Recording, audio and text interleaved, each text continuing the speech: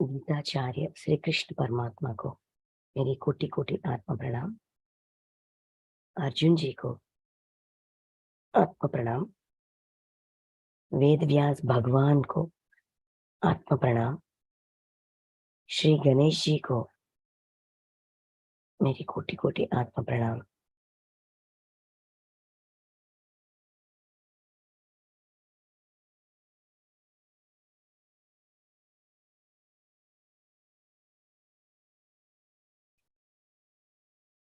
Okay masters, आज हम श्रीमद् भगवत गीता दूसरा अध्याय सांख्य योग। सांख्य योग में कल हम 15th श्लोक तक बात कर चुके हैं। डिस्कशन हो गई हमारा।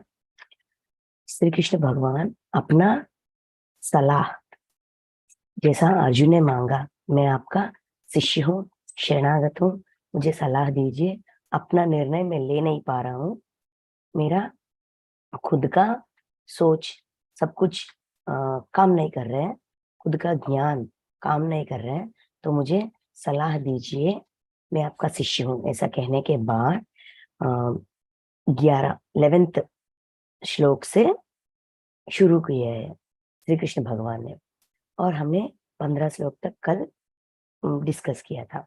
अभी 16th क्या कहा था कि न शोषयन्ति, किसके लिए शोक नहीं करना है, उसके लिए शोक कर रहे हो। इस अनुचित समय पर तुम्हें ऐसा मोह क्यों आई, और ये जो राजा है, तुम, मैं और ये राजा सारे काल में, मतलब भूत भविष्य वर्तमान तीनों काल पे है। और जैसा शरीर को बालावस्था, वृद्धावस्था, यवनावस्था ऐसा स्थिति होती है, यवन स्थिति ऐसा होती है, वैसे ही जीवात्मा को भी होती है, ऐसा समझाए थे। ऐसा बात समझाने के बाद कह रहे थे कि दुख और सुख दोनों को एक समान देखने की ऐसा अपना स्थिति को बढ़ाओ, क्योंकि समय हमेशा वही नहीं रहती, समय बदलती जाती है, परिस्थिति बदलती जाती है, अपना स्वभाव, अपना भावना भी बदलती जाती है, क्योंकि विषयेंद्रिय संयोग की वजह से ही अपने अंदर ये भावना उठती है, और वो भी बदलती जाती है, समय के साथ बदल जाती है।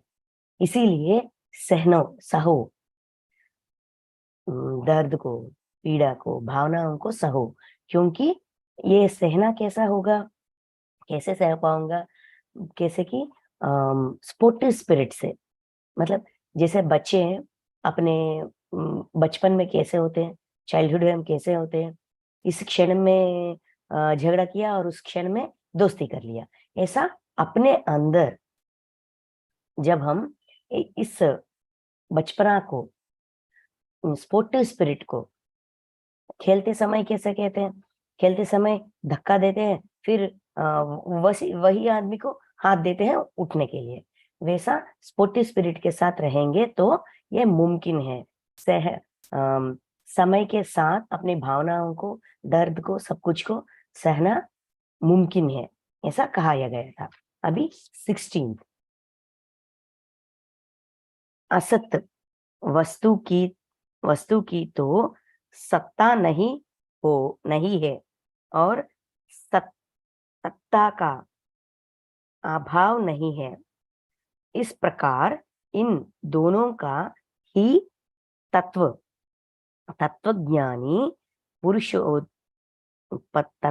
पुरुषों द्वारा देखा गया है। जिन पुरुष मतलब यहाँ आत्मा, जिन व्यक्तियों को ये तत्व ज्ञान का ज्ञान है, तत्व का ज्ञान है, मतलब सच्चाई का, विश्व के सच्चाई का इस तत्व का ज्ञान है, वो पुरुष सत्ता को, देखिए, असत वस्तु की तो सत्ता नहीं है, असत वस्तु, असत्तु और सत्तु, मतलब असत्तु मतलब जिसका कोई आधार नहीं है। असत्तु असत्य वस्तु की तो सत्ता नहीं है। उनका उनकी उनकी मतलब उसका सत्ता नहीं है, वो नहीं रहती। हमेशा रहने वाले वस्तु को, चीज को या भावना को सत्ता कहते हैं। हम्म, अ, सत, सत्ता सत्ता सत्ता कहते हैं। और असत्तु सत्तु, जो नहीं रहती, जो हमेशा नहीं रहती, निरंतर नहीं रहती, वो असत्तु, असत्तु वस्तु। सत्तु वस्तु ये है जो हमेशा रहती है। जो असत्तु है उनके लिए रोना या शोक मनाना ठीक नहीं है। जो सत्तु है उनके लिए शोक मनाना या उनके बारे में गौर करना, देखना ठीक है। यहाँ कौन सा वस्तु असत्तु है, कौन सा वस्तु सत्तु है?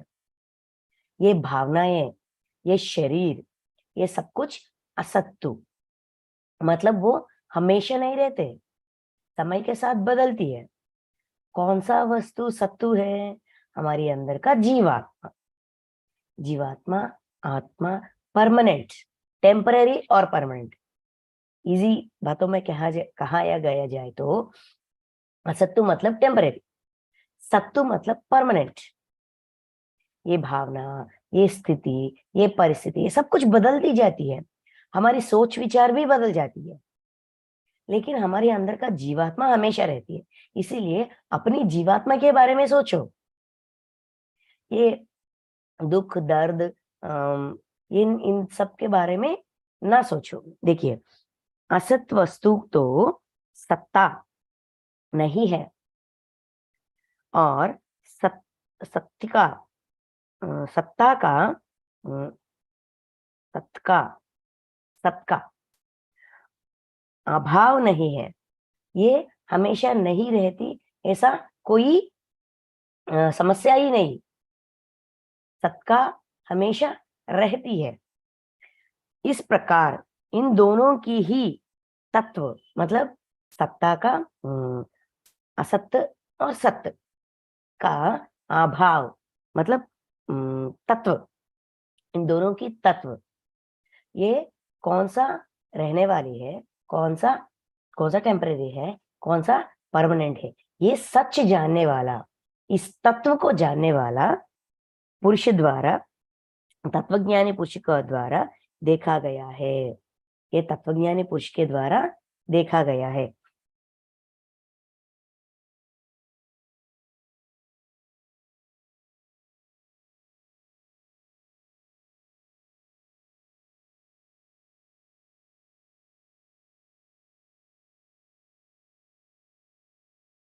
नेक्स्ट पॉइंट ये कह रहा है, कृष्ण परमात्मा ये कहने वाले हैं कि जो शाश्वत है, जो अशाश्वत है, उसके लिए चिंतित ना हो। जो शाश्वत है उसके लिए चिंतित हो, उसके बारे में सोचो। ये पुरुष, तत्वज्ञानी पुरुष जिस आत्मा को, मतलब जिस जीवात्मा को, जिस व्यक्ति को इन दोनों की सच्चाई, तत्व की मतलब इन दोनों की सच्चाई पता हो, वो ऐसा ही देखता है, उन्हें उसी नजरिया से देखता है। ये परमानेंट है, ये टेम्पररी है, ये चले जाता है। एक बार अर्जुन जी कृष्ण भगवान से पूछते हैं, कृष्णा, मुझे ना एक वाक्य बोलो कि जो परिस्थितियों से नहीं बदलता और कहीं कभी भी नहीं बदलता। मुझे एक बात कहो कि वो बात ऐसा होना चाहिए कि हमेशा नहीं बदलती बात, और उनसे अंदर छुपी हुई ज्ञान कभी नहीं बदलती। ऐसा बात मुझे बताओ। ऐसा अर्जुन पूछ रहे थे कृष्ण भगवान से। तो कृष्ण भगवान कहते हैं, वहां एक क्या कहते हैं, ये वॉल वॉल पे लिखते हैं, ये समय भी बदल जाती है, ये समय भी बदल जाती है। ये वाक्य कौन से भी स्थिति में तुम देखो, कौन से भी स्थिति में तुम पढ़ो, वहां सच निकलती है। ऐसा लिखकर दिखाते हैं। हम दुख में हो, वो भी बदल जाता है। हाँ, ये दुख भी बदल जाती है, खुशी भी आती है। बहुत सारे राज्य में बहुत सारे टैक्सेस आए हैं, कोषागार बहुत भर गया है, खुशी में है, अर्जुन खुशी खुशी है। तब वो वाक्य को देखता है, हाँ ये भी बदल जाता है, ये समय भी, ये समय भी बदल जाती है। यस, ये ठीक है, ये समय भी बदल जाती है, इसीलिए इतना खुश होने की आवश्यकता नहीं है। ऐसा अपने आप को समझाता है। ऐसा यही कह रहे हैं कृष्ण परमात्मा कि बदलाव विश्व का नियम है। समय में, भावनाओं में व्यक्ति में, आयु में, सब में बदलाव प्रति क्षण, हमेशा, एवरी सेकेंड सब कुछ बदलती रहती है।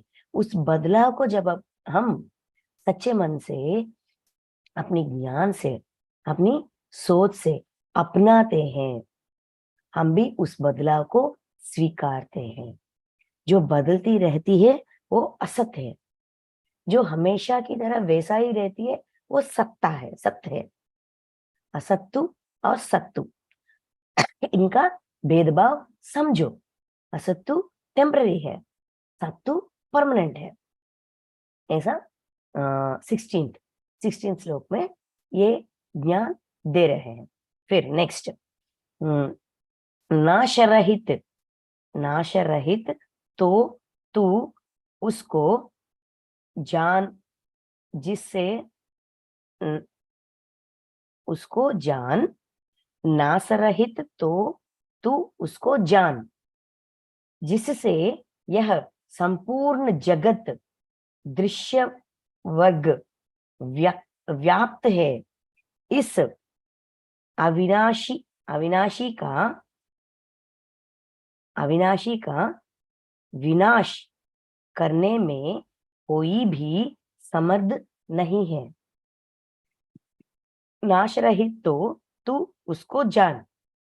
क्या नाश रहित है, क्या नाश रहित नहीं है? अविनाशी, नाश रहित, अविनाशी। अविनाशी की मतलब जो नहीं, नाश नहीं होगी, नाश होने की संभावना ही नहीं है, वो अविनाशी है। जो नाश रहित है उसको पहचानो, जो अविनाशी है उसको पहचानो। नाश रहित तो तू उसको जान, मतलब पहचानो, जिससे यह संपूर्ण जगत दृश्य वर्ग, मतलब जो हम देख रहे हैं, संपूर्ण जगत दृश्य वर्ग, मतलब जो हम देख रहे हैं अपने आंखों से, जो भी इस जगत को देख रहे हैं, जो हम देख रहे हैं, ये सारा जगत है, विश्व है, व्याप्त है, ये पूरा व्याप्त है। ये संपूर्ण विश्व जहां तक हम देख रहे हैं, जगह जहां तक हमारा दृश्य पड़ रहा है, ये संपूर्ण जगत व्याप्त है। इस अविनाशी का विनाश करने में कोई भी सामर्थ्य नहीं है। जो नाश नहीं होता, इस दृश्य रूप जगत, इसको कोई नाश नहीं कर सकते। ये डिस्ट्रॉय होने वाला नहीं है। ये सारा विश्व नाश रहित है, अविनाशी है, इसको कोई नाश नहीं कर सकते।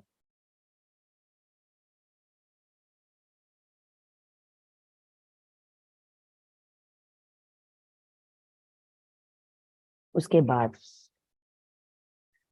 इस नाश रहित अप्रमेय नित्य स्वरूप जीवात्मा के ये सब शरीर नाशवान कहे गए हैं। इसलिए हे भारतवंशी अर्जुन, तू युद्ध करो। ये जो खड़े हुए हैं ये सारे योद्धा, महाराजा, कुरुक्षेत्र संग्राम में जो सारे लोग खड़े हुए हैं, ये सारे लोग के अंदर जो जीवात्मा है वो नाश रहित है। ये सारा शरीर नाश हो जाता है, ये सारा दृश्य रूप जगत नाश हो जाती है।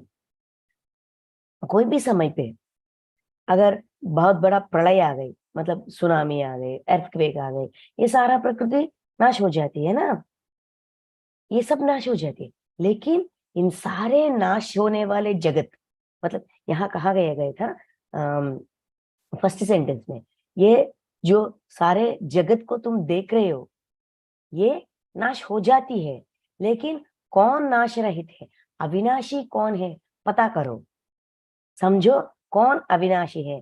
सारे शरीर के अंदर छुपे हुए अंदर जो जीवात्मा है वो नाश रहित है। ये शरीर मर जाएगी लेकिन जीवात्मा जिंदा है। आत्मा की तत्व समझाने पे खड़े हैं, समझाने के प्रयास कर रहे हैं कृष्ण परमात्मा। फर्स्ट एग्जाम्पल ये दिए गए हैं, ये जो सारा शरीर यहाँ खड़ा है, ये सारा जगत जो यहाँ खड़ा है तुमको दिख रहा है, दृश्य रूप जगत, जो जगत तुमको दिख रहा है ये सब कुछ नाश है, नाश रहित। तो तू उसको जान जिससे यह संपूर्ण जगत दृश्य वर्ग व्याप्त है। इस अविनाशी का विनाश करने में कोई भी सामर्थ्य नहीं है। जो अविनाशी है उसे कोई विनाश नहीं कर सकते। जो जो नाश हो जाती है उसे सब कोई विनाश करने से रोक नहीं सकते। जो नाश रहित है उसे कोई नाश नहीं कर सकता। जिसका नाश हो सकता है वो कोई रोक नहीं सकता। अब क्या कौन सा नाश रहित है, कौन सा अविनाशी है? जीवात्मा नाश रहित है, जीवात्मा अविनाशी है। ये जो शरीर तुमको दिख रहा है, तुम्हारी आंखों से तुम देख रहे हो, ये जो शरीर को तुम देख रहे हो, ये सब दृश्य रूप जगत को तुम देख रहे हो, ये सब कुछ का नाश हो जाती है।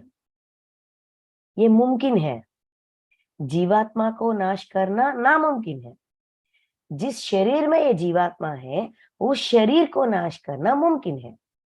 इस दृश्य रूप जगत को नाश करना मुमकिन है। इसका आंतर्य समझो, असत्तु और सत्तु, नाश रहित और नाश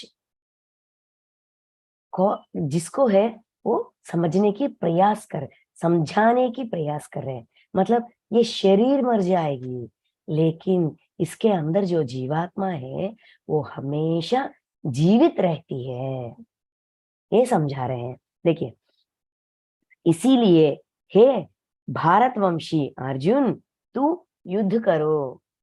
यहाँ युद्ध करो की मतलब अपने अंदर जो दुविधा है, जो युद्ध चल रहा है, विचारों में युद्ध चल रहा है, भावनाओं का युद्ध चल रहा है, उस युद्ध को लड़ो, उस युद्ध में पार्टिसिपेट करो, लड़ो। मन कुछ अजीब विचार दे रही है, मारना और ये मर जाएंगे तो क्या होगा, ये ठीक नहीं है, मैं ही मारूंगा उन लोगों को, मेरे वजह से ही वो मर जाएंगे, ऐसा तुम्हारे अंदर सोच विचार चल रहे हैं ना। उस सोच विचार तुमको खाए जा रहे हैं। अर्जुन का स्थिति, वो शरीर कांप जाना, पसीना पसीना हो जाना, ये सब कुछ अंदर का विचार से। अब तुम जो ज्ञान सुन रहे हो, जो सच्चाई सुन रहे हो, उस सच्चाई को अपना कर अपने अंदर जो सोच विचार का युद्ध चल रहा है उस पे तुम लड़ो, पार्टिसिपेट करो, अपना पार्टिसिपेशन दो। और समझाओ, अपने मन को समझाओ कि ये ऐसा है, सिर्फ शरीर ही मर जाती है, सिर्फ शरीर का नाश है, लेकिन शरीर के अंदर जो जीवात्मा है वो जिंदा है, हमेशा जीती रहती है। वो जीवात्मा तरह तरह की शरीर लेकर अतीत में भी है, अब है, वर्तमान काल में है और भविष्य काल में भी रहेगी। उस स्टेटमेंट को और प्रूफ्स दे रहे हैं। ऐसा कैसा मुमकिन है? हम सोचते हैं ऐसा कैसा मुमकिन है, मुझे तो कुछ याद नहीं है, जो मुझे याद है, जो मुझे पता है, वही को मैं मानती हूँ, उसी को मैं मानती हूँ। अगर किसी ने आकर मेरे सामने कहते हैं कि तुम अतीत में भी हो, मतलब भूतकाल में भी हो, वर्तमान काल में भी हो और भविष्य में भी रहेंगे, ऐसा कहेंगे तो मैं मानूंगी क्या? सिर्फ कहने से मैं मानूंगी क्या? नहीं मानूंगी ना। इसीलिए उस स्टेटमेंट को, वो स्टेटमेंट 100% सच है, क्योंकि सिर्फ शरीर को ही नाश होती है। असत्तु शरीर है, सत्तु उसके अंदर का जीवात्मा है। शरीर नाश, शरीर का नाश हो जाती है, लेकिन नाश रहित अविनाशी, जिसके शरीर के अंदर जो जीवात्मा है वो अविनाशी है। इसीलिए तुम इस सच को मानकर, समझकर, अपना कर, अपनी अंदर जो युद्ध चल रहा है उस युद्ध में तुम पार्टिसिपेट करो और अपने आप को समझाओ। जब हम अपने आप को समझाएंगे तभी कुछ कार्य कर पाएंगे। अपने अंदर इतना सारा युद्ध, सोच विचार चल रहा है और उस सोच विचार को समझाने के लिए जैसे कि वाद प्रतिवाद, मन उधर से हमारा प्रतिवाद कर रही है, वाद कर रही है, हमसे वादना कर रही है, नहीं ये ठीक नहीं है, वो ठीक नहीं है, तुम्हें ऐसा नहीं करना चाहिए, ये सही नहीं है, ये गलत है, ऐसा हमसे हमारा जो भी, जब तक हमारा जब तक जिस परिस्थिति, उस परिस्थिति तक हमारा जो भी सोच विचार था, ज्ञान था, सोचने की परिस्थिति था, उस अनुसार मन हमारे साथ युद्ध करती है। तब हमें अपना राय, अपना ज्ञान, जो हम अभी नए नए तरीके से सीख रहे हैं, उस ज्ञान के जरिए, उस सच्चाई के जरिए, उस सच्चाई के तत्व के जरिए, आत्मज्ञान के जरिए मन को समझाना चाहिए। हमारी जिंदगी में हमें दर्द आती है, बाधा आती है, अचानक हमारी हमारी जमीन फिसल जाती है, इतने बड़े बड़े समस्या आते हैं, अचानक एक्सीडेंट हो जाती है, अचानक हमारा ये शेयर्स वगैरह, बिजनेस करने वाले लोगों को शेयर्स कुछ हो जाए, कुछ हो गया कहीं पे, उस कंट्री पे, वर्ल्ड धरती पे, कहीं कोई भी देश पे युद्ध का आयोजन हो रहा है, वो युद्ध कर रहे हैं, हमारे देश में सारे शेयर्स पड़ जाते हैं, मतलब गिर जाते हैं। एक अचानक फाइनेंशियल स्टेटस का क्या कहते हैं, उतल पुतल हो जाती है, चौंक जाते हैं, जैसे कि हमारे पैरों तले जमीन फिसल गया। इतना दर्द, इतना सरप्राइज हो जाता है, इतना शॉक हो जाता है कि हमें कुछ समझ में नहीं आता है। हमारा मन हमको डराती है, अब मैं क्या करूं, ये पूरा डूब गई, ये पूरा पैसा, मेरा पूरा पैसा डूब गई, मैं अपनी जिंदगी कैसे कटूं, बाहर बाल बच्चों को, मेरे बच्चों को, मेरे पत्नी को, मेरी जिंदगी, मेरे फैमिली को मैं कैसा कैसा, ये सारा जिंदगी कैसा कटेगी, अभी मैं क्या करूं, ऐसा तरह तरह की भय हमारे अंदर शुरू हो जाती है। ये सब मन का विचार है, ये सब ठीक है, ये गलत है, मैं नहीं कह रहा हूं ये गलत, ये ठीक है, ये गलत नहीं है, ये सच है। लेकिन एक और सच भी है, एक और सच ये है कि ये सब कुछ हमारे करतूत के फल है, हमारे पिछले जन्मों का जो हमने किया उसका फल हम भुगत रहे हैं। ये सच हम अभी सीख रहे हैं, है ना? ये सच्चाई हम सीख रहे हैं। कर्म से ही ये सारा विश्व का प्रणालिका है, डिजाइनिंग है।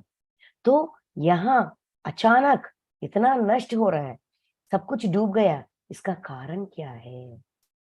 हमारे मन को, जो मन में इतना डर पैदा हो गई है, उस डर को समझाने के लिए हमारे अंदर सच्चाई का ज्ञान होना चाहिए, विश्व का तत्व का ज्ञान होना चाहिए, सच्चाई के तत्व का ज्ञान होना चाहिए, और कर्म के तत्व का ज्ञान, आत्म तत्व ज्ञान, कर्म तत्व ज्ञान, विश्व तत्व ज्ञान, ये तत्व जब हमारे अंदर हो, हमें इसका ज्ञान हो, तो हम अपनी मन के सोच विचार को हम समझाएंगे।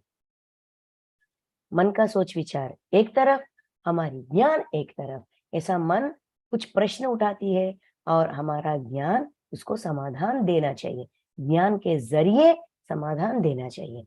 ये सा तुम जो अब तक मैंने बताया, उस ज्ञान के जरिए अपने आप को समझाओ।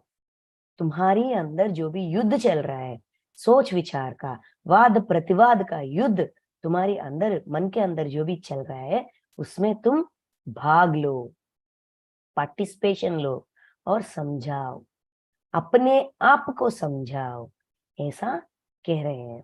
और फिर नेक्स्ट, जो इस आत्मा को मारने वाला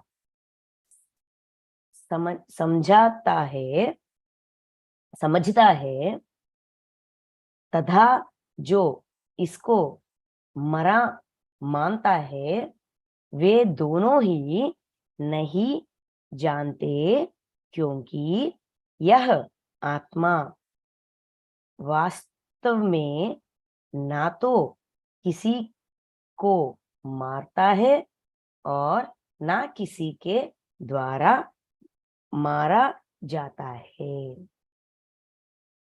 जो इस आत्मा को मारने वाला समझता है, जो व्यक्ति आत्मा को मार सकते, आत्मा मर जाती, आत्मा मर जाती है, जो ऐसा मानते हैं, तथा जो इसको मरा मानता है, ये मर भी जाती है। मतलब आत्मा को मारना मुमकिन है और आत्मा मर जाती है। ये ऐसा सोच जिसको है, वे दोनों ही नहीं जानते, वो दोनों लोग नहीं जानते। मतलब यहाँ अर्जुन समझ रहा है ना, मेरे मारने से सब कुछ खत्म हो जाती है, सारा जनरेशन्स नाश हो जाते हैं, सिर्फ एक व्यक्ति की वजह से पूरा पिंड का या पूरा विश्व का या पूरा समाज का नाश हो जाता है। मतलब ये इसका ज्ञान नहीं मिलता, इसका मार्ग निर्देशक नहीं होता, ऐसा हम समझते हैं। लेकिन जितना नष्ट हो जाती है, उस नष्ट का भरपाई करने के लिए कोई तो रहता है। अगर हमारा डिजाइन का, हमारे वास्तविकता का सृष्टिकर्ता हम हैं, अपने सामने वाले का वास्तविकता का सृष्टिकर्ता वो है, वैसा ही विश्व का भी एक वास्तविकता होती है, एक प्रणालिका होती है। मेरे डिजाइन के वजह से मैं वहां खड़ा हूं, उसके डिजाइन के वजह से वो वहां खड़ा है। इन दोनों को आमने सामने रखने का परिस्थिति कौन उत्पन्न किया? इस परिस्थिति कैसा उत्पन्न हुई? इन दोनों की संकल्प की वजह से विश्व ने ऐसा डिजाइन किया। जैसे कि स्पाइडर, स्पाइडर को क्या कहते हैं हिंदी में मुझे नहीं पता। स्पाइडर होती है, स्पाइडर का वेब देखिए, उसका वेब कितना बारीकी तरह से उसका निर्माण होता है।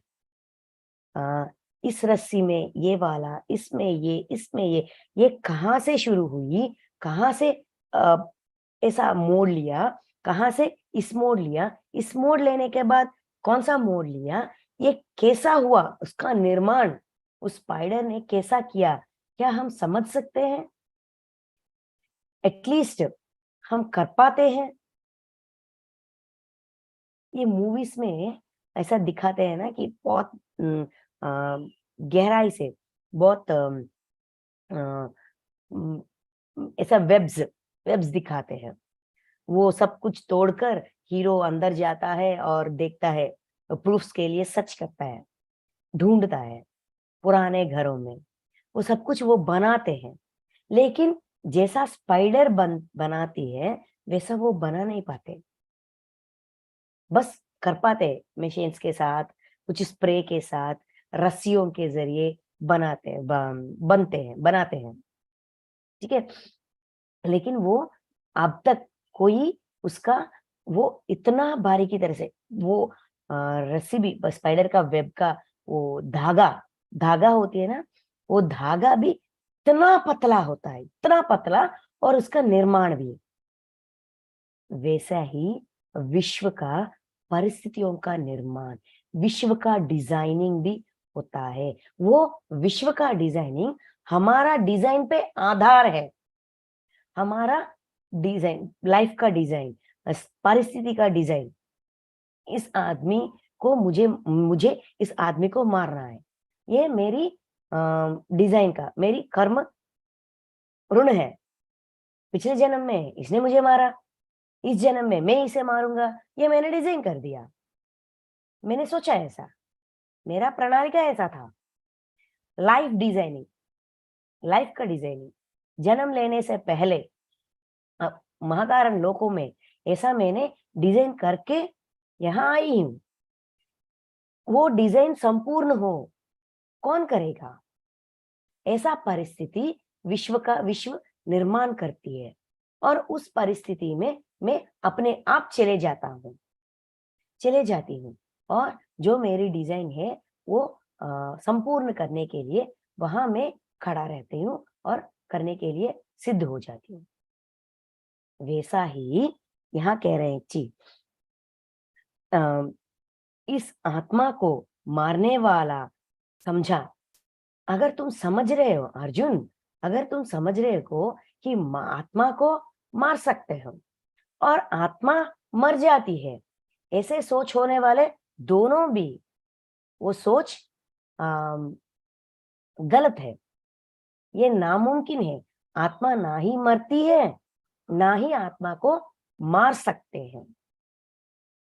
वे दोनों ही नहीं जानते, ये दोनों नहीं जानते, क्योंकि यह आत्मा वास्तव में ना तो किसी को मारता है, वास्तव में आत्मा किसी को नहीं मारता, और ना किसी को किसी के द्वारा मारा जाता है। आत्मा वास्तविक में ना ही मारता है और ना ही मारा जाता है। एक मिनट मास्टर्स।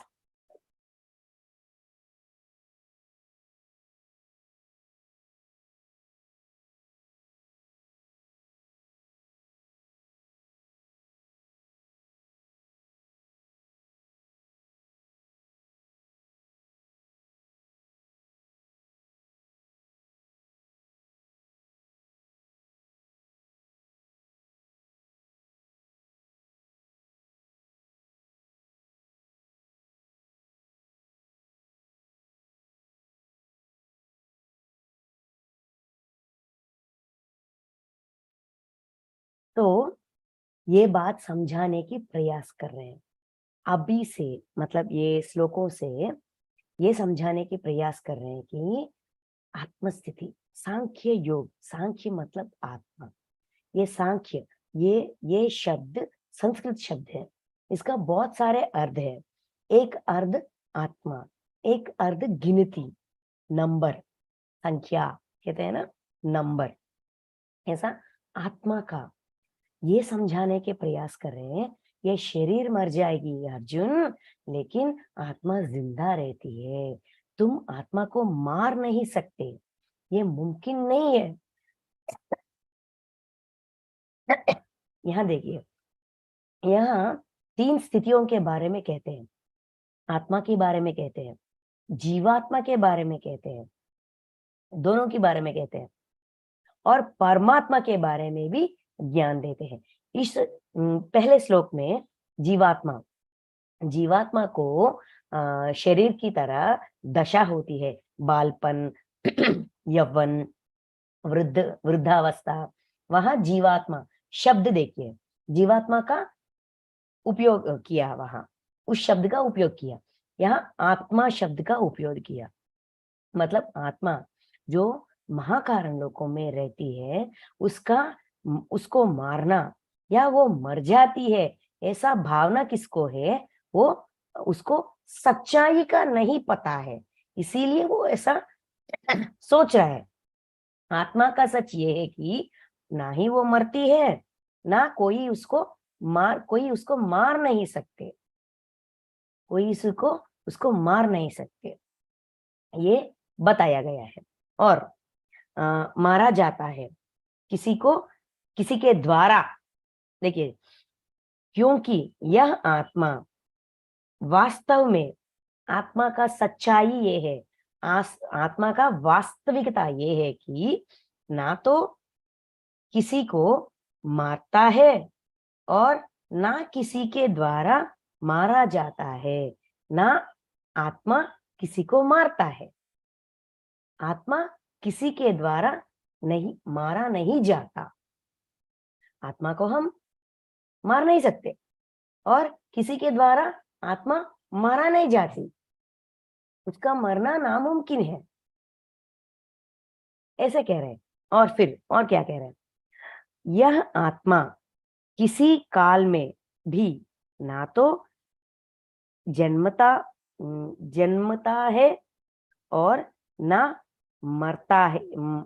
मरता ही है, तथा ना यह उत्पन्न होकर फिर होने वाला ही है, क्योंकि यह उज्मा, अजन्मा, नित्य, सनातन और पुरातन है। शरीर के मारे जाने पर भी यह नहीं मारा जाता। आत्मा के बारे में समझा रहे हैं। हमें ये बात अच्छी तरह समझना चाहिए। यहाँ बहुत सारे शब्द का उपयोग होता है, लेकिन हम सिर्फ 3 शब्दों के बारे में 3 शब्द अपने ज़हन में रखते हैं। एक है जीवात्मा, जो शरीर लेकर धरती पे मतलब कारण लोकों पे आते हैं, ठीक है। दूसरा है आत्मा, वो महाकारण लोकों में रहकर अपने अंदर से जीवात्माओं को नीचे भेजता है ज्ञान प्राप्त करने के लिए। तीसरा है परमात्मा, पर जिनसे पूरा विश्व परमात्मा का रूप है ना, पूरा विश्व परमात्मा का रूप है। इस परमात्मा से ही आत्मा प्रकट हुई है। अब परमात्मा के अंदर से आत्मा बाहर आई है, ठीक है। पहले परमात्मा से आत्मा बाहर आई है, फिर दूसरा है आत्मा से जीवात्मा बाहर आई है, ठीक है। ऐसा ये 3 शब्द अगर हम अपने ज़हन में रखेंगे तो हम कंफ्यूज नहीं होंगे। यहाँ आत्मा के बारे में बता रहे हैं, आत्मा ना ही जन्मती है ना ही मरती है, मतलब आत्मा ना ही जन्मती है, उसका बर्थ नहीं होती और डेथ नहीं होती। और क्या नहीं होती? यह आत्मा किसी काल में, कोई भी काल में, कोई भी समय में, वहां क्या कहा गया था? जीवात्मा मतलब वास्तव, वर्तमान, भूत, भविष्य, वर्तमान, तीनों काल में जीवात्मा है, तरह तरह की शरीर लेकर है।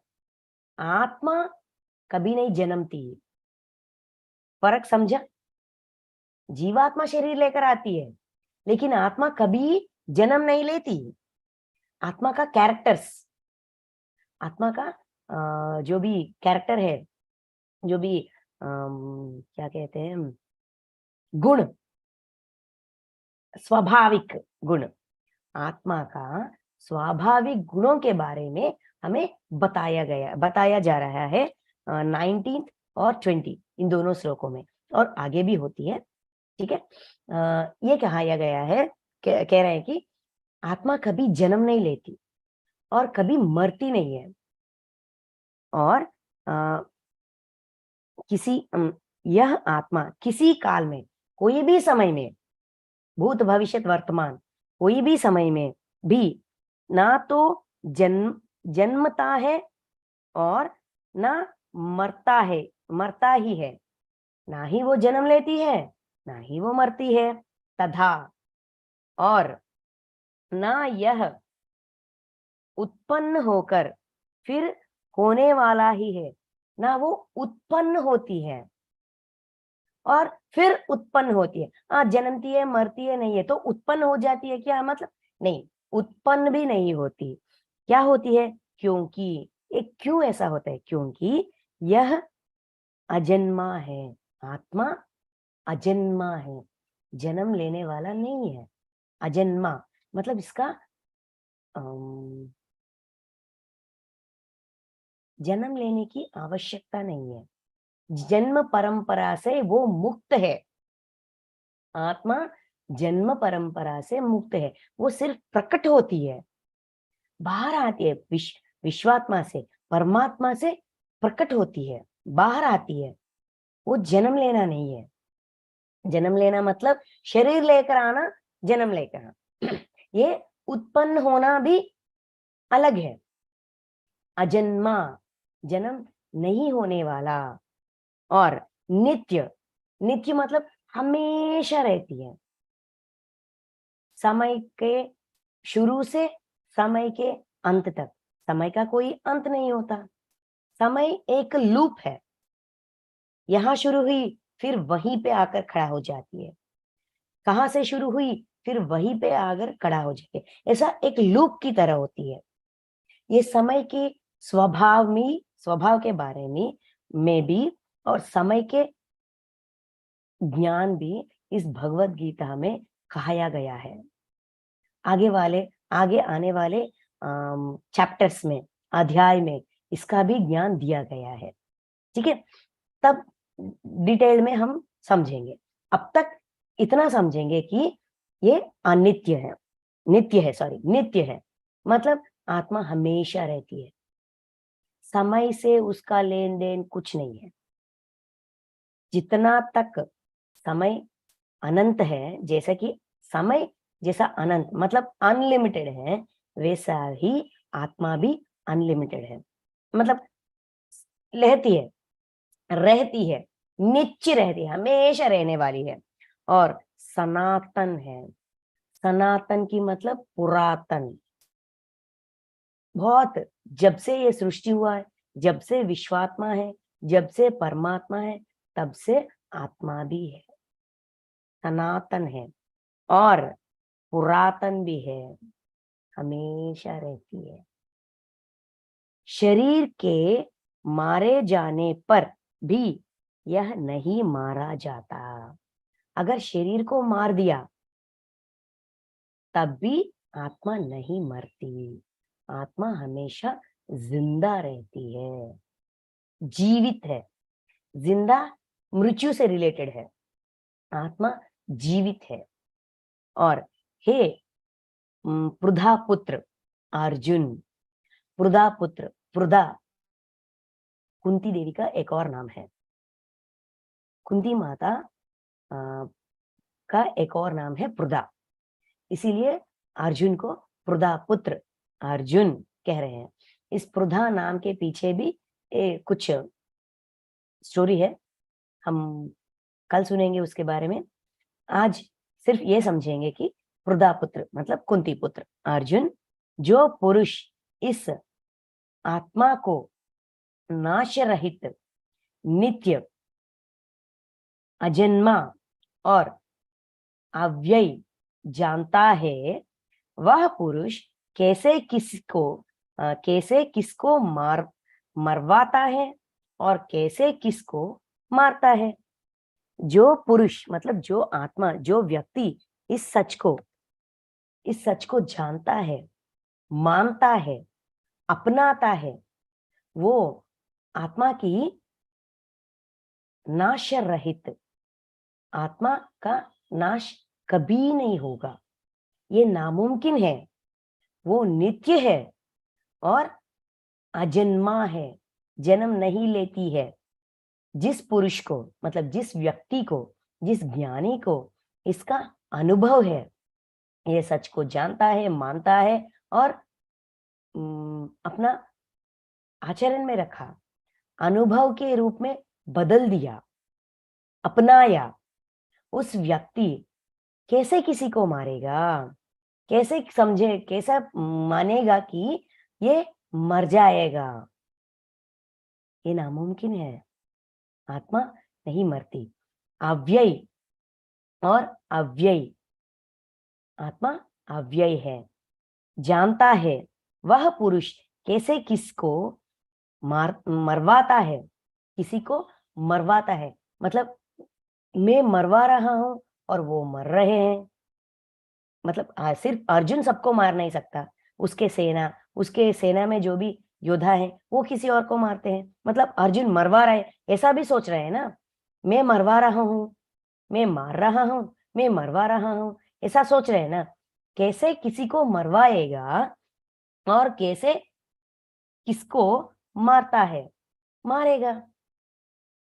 अगर तुम्हें इस सच्चाई का एहसास है, पहले इस सच्चाई को जानो, मानो, अपनाओ, तब तुम इस दर्द से, इस विषाद से बाहर आ सकते हो।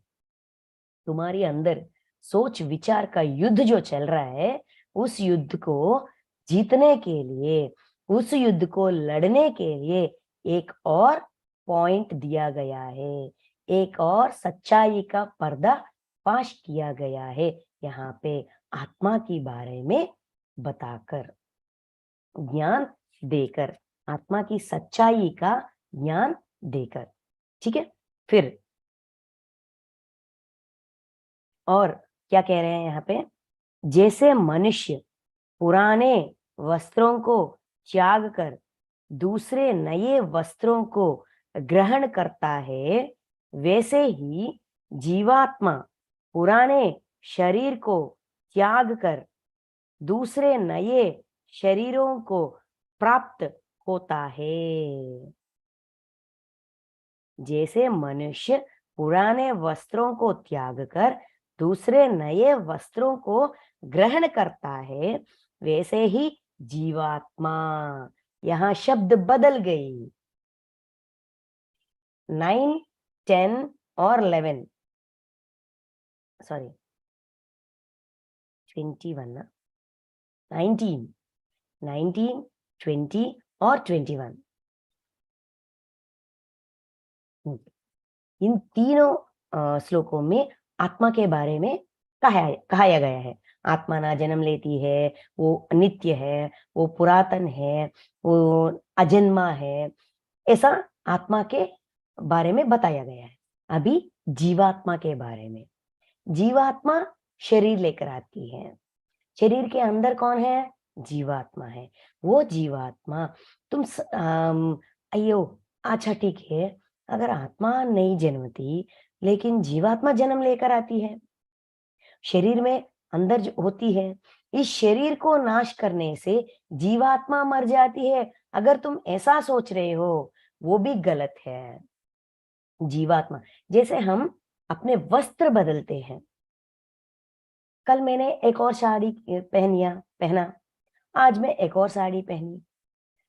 देखिए, वस्त्र को ग्रहण करते हैं, पुराने वस्त्र, मनुष्य पुराने वस्त्र को निकालकर, त्याग कर, छोड़कर, जो हमारे साड़ियाँ, ड्रेसेस, जो भी हो, कपड़े, हमारे पास कपड़े पुराने हो जाते हैं तो हम अपने अलमारी से निकाल देते हैं और वो छोड़ देते हैं, या तो दान में देते हैं या तो किसी को अगर चाहो तो ले लो, ऐसा देते हैं, या कूड़ेदान में फेंक दे हैं, कूड़े में पहनते फेंकते हैं, है ना। वस्त्र, पुराने वस्त्र फेंकने के समय हमारी भावना, क्या हम रोते हैं, दर्द महसूस करते हैं, बाधा महसूस करते हैं, पीड़ा महसूस करते हैं? नहीं ना। अरे यार ये फट गई, छोड़ दो, खुशी खुशी से उसे छोड़ देते हैं, त्याग देते हैं, और खुशी खुशी नए वस्त्र पहनते हैं। नए वस्त्र पहनने के समय हम कितना खुशी हो जाते हैं, पुराने वस्त्र को त्याग होने में हमें कितना खुशी मिलती है। कोई रिएक्शन नहीं, दर्द नहीं होती, पीड़ा नहीं होती, बाधा नहीं होती। वैसा ही जीवात्मा नए शरीर को, पुराना शरीर को त्यागती है और नए शरीर को पहनती है। इतना सिंपल से, इतना रिएक्शन लेस जीवात्मा ऐसा पुराना शरीर को छोड़ जाती है, त्यागती है और नए शरीर लेकर आती है। जीवात्मा में भी कोई दर्द, कोई बाधा, पीड़ा, अयो मेरा शरीर ऐसा रोती नहीं है, बस छोड़ जाती है और चले जाती है, और नए शरीर का निर्माण के लिए अपना डिजाइनिंग में आगे बढ़ जाती है। ये कह रहे हैं, सिर्फ उतना ही नहीं, ऐसा अभी जीवात्मा के बारे में समझा रहे हैं। नेक्स्ट 23, क्योंकि यह आत्मा अच्छेद है, यह आत्मा अदाह्य,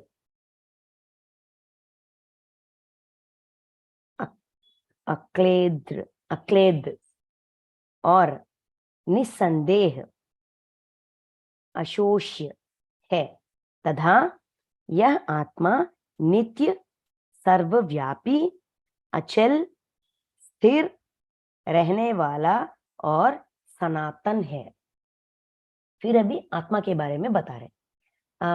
जब आत्मा के बारे में ज्ञान दे रहे हैं, अर्जुन जी ऐसा देखकर कृष्ण परमात्मा के और देख रहे हैं ना, देखने के समय उसके अंदर क्वेश्चंस भी आ रहे हैं।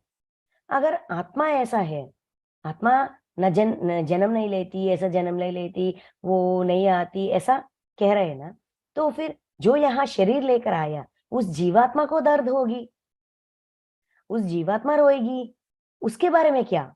ऐसा जब अर्जुन का प्रश्न अंदर उठा, तो जीवात्मा, जैसे तुम वस्त्र बदलती हो, उतने सरल तरीके से शरीर बदल जाती है। कहने के बाद फिर आत्मा के बारे में समझा रहे। आत्मा, क्योंकि यह आत्मा छेद्य, अच्छेद्य मतलब उसको काट नहीं सकते। छेदना मतलब काटना ना, दो पीसेस करना। और यह आत्मा अदाह्य, अदाह्य, अदाह्य का मतलब अक्लेद, आत्मा का जैसे कि पंचभूतों छेद करना, उसका वो सूक्ष्म मतलब क्या कहते हैं, ड्राई करवाना, या पानी में डुबो कर वेट करना, डुबाना। और निस्संदेह अशोष्य, अशोष्य मतलब शोषिम मतलब जैसा कि अग्नि से अगर अग्नि में जाएंगे, मतलब फायर में जाएंगे तो जल जाएंगे, ये जलती नहीं है, डूबती नहीं है, अ, अगर काटेंगे तो काटती नहीं है। और अशोष्य, अशोष्य मतलब ड्राई होना, मतलब देखिए, अ, हवा, हवा क्या करती है? हवा शुष्मिप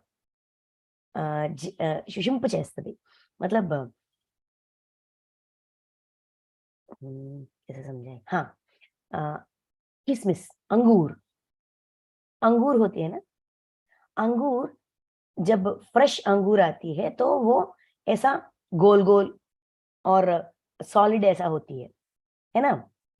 जो उस अंगूर को अगर हम धूप में रखें, ड्राई किशमिश हमको आती है ना, ड्राई किशमिश, उस ड्राई किशमिश को कैसा ड्राई करते हैं?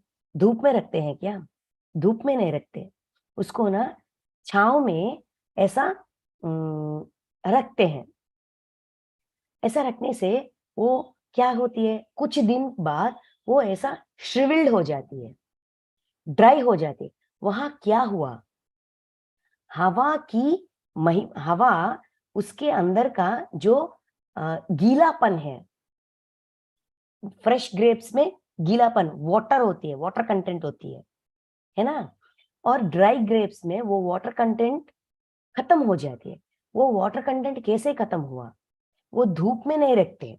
किसमिस, ड्राई किसमिस, ड्राई ग्रेप्स को धूप में रखने से वो ऐसा नहीं होते, छांव में रखना चाहिए। जब छांव में रखते हैं, हवा की वजह से, हवा का यही काम है कि वो सारे गीलापन, पानी, वाटर कंटेंट को ले जाती है। मतलब उस ग्रेप को सूक्ष्म, श्रिविल्ड कर दिया। वो हवा का काम है, मतलब वायु का काम है। वायु किसी को सूक्ष्म करती है, मतलब श्रिविल्ड करती है, ड्राई कर देती है। वैसा आत्मा को कर नहीं सकते। मतलब पंचभूत का शक्ति आत्मा में, आत्मा पे नहीं चलती, वो कुछ नहीं कर सकते। अग्नि, वायु, जल और नहीं, क्या कहते हैं, खड्ग, खड्ग से छेद नहीं कर सकते। उसको काटना या रंध्र, मतलब होल्स करना, ये सब कुछ मुमकिन नहीं है। आत्मा में, आत्मा को ऐसा करना मुमकिन नहीं है। यह आत्मा क्यों मुमकिन नहीं है? रीजन दे, यह आत्मा नित्य है। आत्मा नित्य है, हमेशा रहती है, सर्वव्यापी है। सर्वव्यापी, सारा विश्व में व्यापी है, ये सारे तरह में है। व्यापी मतलब स्प्रेड, वो हमेशा सारे जग में स्प्रेड हुई है। मतलब आत्मा परमात्मा से बाहर आई, प्रकट हुई। परमात्मा सारा विश्व में प्रकटित है, प्रेजेंट है, व्यापी है। वैसा ही आत्मा भी व्यापी है, सर्वव्यापी है। और अचल, चलती नहीं है, अचल है, स्थिर है, स्थाणु, स्थिर, स्टैंडर्ड रहते। अचल मतलब अचंचल, अचल मतलब अचंचल, चंचल नहीं है, रिएक्शंस नहीं देती। आत्मा से जीवात्मा बाहर आई, शरीर लेकर यहाँ हम आ गए, हमारी आत्मा वहां पे है। हम जो भी कांड करते हैं, जो भी करतूत करते हैं, जो भी गलत काम करते हैं, अच्छे काम करते हैं, अगर अच्छा काम करिए, a very good very good very good very good, ऐसा प्रोत्साहित नहीं करती। अगर हमने गलत काम किया, अयो ये तुमने क्या किया, क्यों ऐसा कर रहे हो, ऐसा विचार भी नहीं करती। अचंचल, कोई रिएक्शन नहीं देती, बस देखती रहती है। जो मेरी जीवात्मा नीचे जाकर क्या काम कर रही है, सब देखती रहती है। इसीलिए आत्म तत्व की मतलब साक्षी तत्व, बस देखते रहना, नो रिएक्शन, अचंचल। अचल मतलब अचंचल, चंचल नहीं होती, रिएक्शन नहीं देती। जो भी हम करते हैं, बस साक्षी, साक्षी बनकर देखती रहती है, अचल। और स्थिर, स्टैंडर्ड, स्थिर है, हमेशा स्थिर है। मतलब स्टैंडर्ड ऐसा रहती है, जैसा काम भी हम करें वो कुछ नहीं करती, वहीं पे रहती है। रहने वाला और सनातन है, आत्मा सनातन है, पुरातन है। जब से ये सृष्टि का निर्माण हुआ तब से भी है, वो सनातन है, ऐसा कह रहे हैं। ठीक है, और आज हम यहाँ रोकते हैं, बंद करते हैं। और इसके बारे में और आत्मा के बारे में और बहुत श्लोक है। पहले आत्मा के बारे में और जीवात्मा के बारे में और परमात्मा के बारे में समझा रहे हैं। जब हम ये सच्चाई समझेंगे तभी हमारे अंदर से 50% to 60% दर्द खत्म हो जाएगा। नहीं आएंगे, सोचेंगे तो दर्द होगा, नहीं, वापस आते हैं, ये मुमकिन है, इसका कोई विनाश नहीं कर सकता। ऐसा अगर हमको ये ज्ञान होगा तो हम उस ज्ञान के बलबूतों पर सोचेंगे, इसीलिए हमारा दर्द कम हो जाता है। ठीक है, thank you masters, thank you so much. Thank you ma'am, बहुत बढ़िया बताया। खास करके वो साक्षी भाव से देखना है ना हमें, वो बहुत बढ़िया था। हमें भी ऐसा साक्षी भाव हम में आना चाहिए ना। Yes, ma'am. बढ़िया बताया, thank you very much. Thank you master. Thank you ma'am.